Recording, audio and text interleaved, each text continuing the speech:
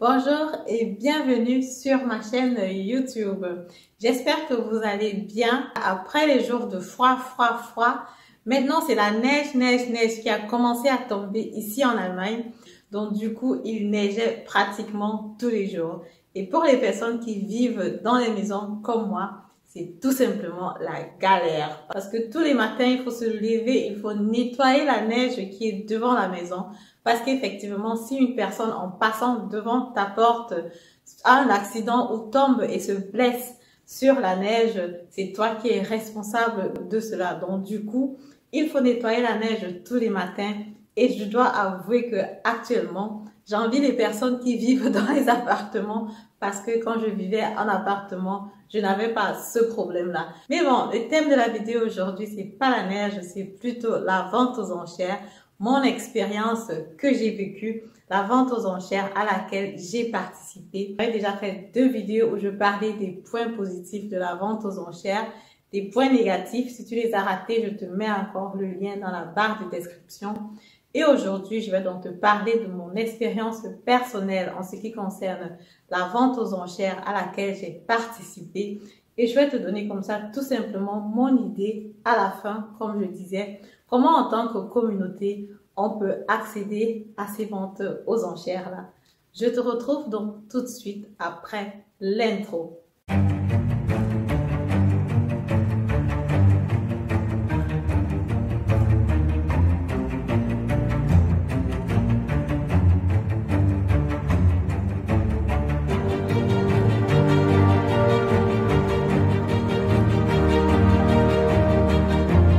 Salut à tous, mon nom c'est Mabel de la chaîne M-Eyes Immobilienne.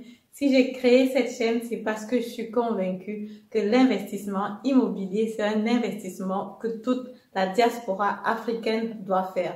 Pourquoi? Tout simplement de 1, pour avoir une place de privilégié, de 2, pour avoir un patrimoine important, 3, l'investissement immobilier ne te demande pas beaucoup à la base. Si tu es nouveau sur ma chaîne, je suis économiste de formation, agent immobilier, conseillère financière. Si tu as besoin d'un accompagnement sur le financement ou alors sur l'achat d'un bien immobilier, tu peux me contacter à travers le lien dans la barre de description. Après donc avoir investi sur des biens immobiliers ici en Allemagne, j'avais donc tout simplement décidé comme ça de tester une vente aux enchères pour voir effectivement comment ça se passe, parce que moi aussi je me posais la question de savoir est-ce que c'est pas possible d'acheter de bons deals dans ce vente aux enchères là. Vu que je suis assez curieuse, j'ai donc décidé, j'ai vu un bien immobilier dans une banlieue de Berlin, c'était sur internet de façon classique quand je faisais ma recherche, donc j'ai dit que j'étais intéressée. Et quelques temps après, j'ai donc reçu les informations concernant tout ce qui est donc Gutachter, donc sur le bien immobilier, les informations qui sont disponibles pour les personnes qui sont intéressées par le bien immobilier. Naturellement, il n'y avait pas de photos, donc je ne pouvais pas voir l'intérieur du bien immobilier, mais il y avait par exemple quand est-ce que le bien a été construit, où est-ce que ça se trouve exactement. Je suis donc allée sur les lieux, j'ai regardé. De l'extérieur, c'était vraiment difficile de savoir de quel bien effectivement il s'agit. Mais en regardant déjà l'emplacement à ce niveau-là, où le bien se trouvait, c'est déjà un bon emplacement. Le prix à la base de ce bien immobilier-là, vu que c'était un appartement dans un immeuble, était de 87 000 euros. Donc, j'ai donc dit que j'étais intéressée. On a pris donc des informations. Il fallait justement payer les 10% qu'il faut payer pour montrer ton intérêt et pour avoir la possibilité de participer effectivement à la vente aux enchères. Parce que sinon, tu peux juste assister, tu ne peux rien dire. Mais s'il faut que tu dis, donc tu bites aussi, ça veut dire qu'il faut que tu payes les 10% au préalable. Donc du coup, voilà, j'ai donc fait ça, j'ai payé les 10%. J'ai regardé les documents naturellement, j'ai regardé les documents, tout ce qui était Grundbuch, tout ce qui était inscrit dans les documents. Je me suis fait accompagner par mon notaire parce que mon notaire ici à Berlin, voilà, je le connais déjà quand même un peu. Et puis je lui ai posé donc quelques questions par rapport au Grundbuch, les informations qui pour moi n'étaient pas claires et que je ne comprenais pas exactement ce que ça signifiait, parce qu'effectivement, il y a des termes techniques généralement dans le titre foncier que tu peux ne pas comprendre comme ça, déjà de par la langue, mais de par aussi le fait que souvent c'est des termes assez juridiques.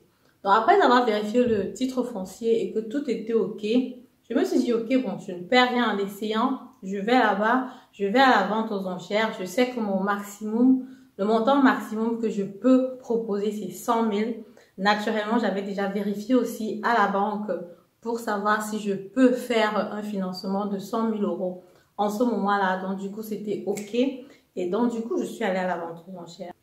C'était pour moi une expérience, voilà, très émotive. Donc, du coup, quand on a dit 87 000 qui était donc le fait qu'est-ce dans le prix de la base, directement, quelqu'un d'autre a proposé 100 000 et directement, quelqu'un d'autre a proposé 120 000.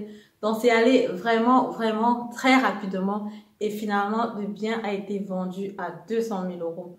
Pour moi, 200 000 euros, c'était vraiment, vraiment beaucoup en ce moment-là pour un bien immobilier que je n'ai pas vu à l'intérieur parce que je ne sais pas exactement ce qui se passe à l'intérieur.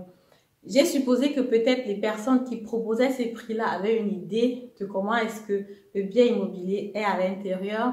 Mais du coup, tu ne peux pas être sûr de cette information-là. C'est vrai que j'aime prendre aussi le risque, j'aime tester certaines choses. Mais à ce niveau-là, prendre un risque à ce niveau-là, pour moi, c'était déjà très élevé. Donc, du coup, quand le prix a dépassé les 100 000, je suis tout simplement restée calme. J'étais vraiment, vraiment très, très, très surprise de voir que ce bien immobilier-là est vendu à 200 000 euros. Mais après, quand j'ai fait les recherches, je me suis rendu compte que c'était même pas, c'était normal en fait pour Berlin et les alentours. C'était normal que chacun mette peut-être un bien immobilier en ligne et qu'ils se vendent même au double du prix de ce fait qu'est-ce là. Mon idée donc pour accéder aux ventes aux enchères en tant que communauté serait tout simplement d'observer beaucoup plus quand on est à la réunion des propriétaires. Aujourd'hui, quand j'assiste à la réunion des propriétaires, voilà, en général, je suis la seule noire. Mais je me dis, vu qu'il y a beaucoup de personnes qui se sont lancées dans l'investissement immobilier il y a quelques années, qui continuent à le faire, je me dis que dans les 2 ans, dans les 5 ans, dans les 10 ans à venir, dans la réunion des propriétaires, il y aura des immeubles où il y aura beaucoup plus de noirs qui seront présents.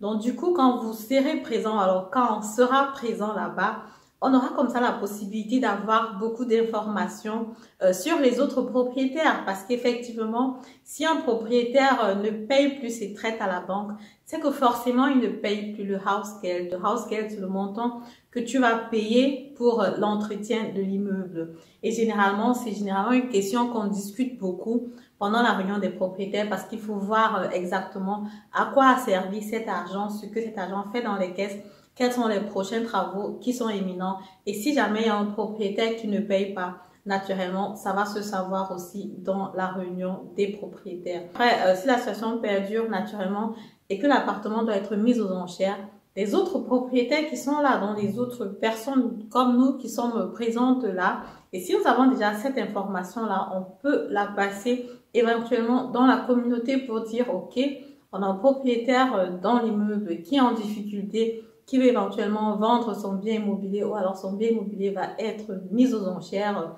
Et c'est comme ça que les autres peuvent accéder à ces ventes aux enchères-là, avoir des informations, savoir effectivement si ce bien immobilier-là est bien ou alors s'il n'est pas bien. Parce que vu que effectivement dans l'immeuble, les appartements vont avoir les mêmes statures ou alors même s'ils n'ont pas les mêmes statures, généralement entre propriétaires, on connaît qui a les 2 chambres, qui a les 3 chambres, si les locataires sont réglo ou pas, parce que effectivement dans la réunion des propriétaires, c'est parfois une ambiance conviviale et puis chacun parle un peu de son appartement. Donc s'il y a un propriétaire parmi les personnes qui sont là et qui veut comme ça et qu'on met son bien immobilier à la vente aux enchères, toi en tant que propriétaire qui est là, tu peux comme ça pousser cette information-là à quelqu'un d'autre de la communauté, à un frère, à une sœur. Et quand donc il ou elle sera donc présente à la vente aux enchères, elle saura déjà un peu près jusqu'à combien il peut aller pendant cette vente aux enchères-là. Combien est-ce que le bien vaut effectivement? Parce que le problème, ce n'est pas juste de penser l'argent. Si tu dépenses ou bien si tu donnes un montant qui correspond effectivement à la valeur qu'il y a sur le marché, naturellement, il n'y a aucun problème à cela. Si tu as bien écouté les 2 précédentes vidéos, c'est que tu as naturellement compris qu'un des risques majeurs de la vente aux enchères, c'est que tu n'as pas accès à l'information, tu n'as pas accès à ton bien immobilier, tu ne peux pas voir à l'intérieur.